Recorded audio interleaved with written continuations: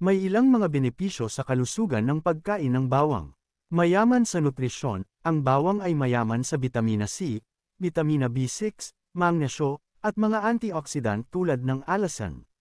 Panglaban sa sakitang mga kemikal sa bawang tulad ng allicin ay may mga katangian na antimicrobial at antiviral, na maaaring makatulong sa paglaban sa mga impeksyon tulad ng sipon at ubo.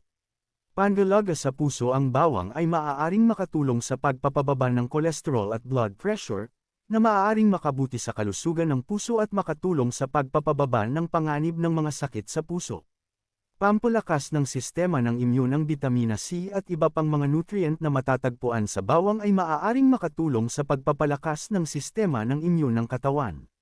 Antioxidant properties. Ang mga antioxidant sa bawang ay maaaring makatulong sa paglaban sa oxidative stress sa katawan, na maaaring magdulot ng pagkakaroon ng iba't ibang mga sakit at pagtanda.